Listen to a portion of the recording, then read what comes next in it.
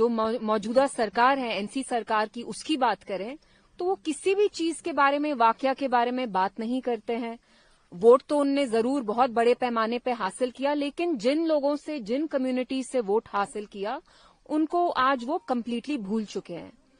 So it's very sad. मतलब आप लोगों को एक वोट बैंक की तरह ट्रीट करते हैं, और जब आप एक बार इक्तिदा में आते हैं तो जो इश्यूज हैं यहाँ पे, आप किसी भी चीज के बारे में बात नहीं कर रहे हैं, चुप्पी साधी है।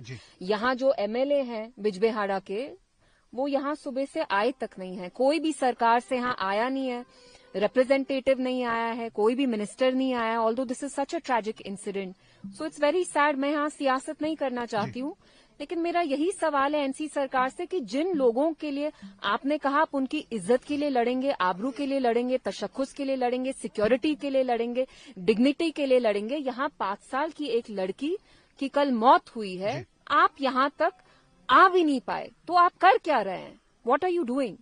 It's extremely cruel and irresponsible on their part.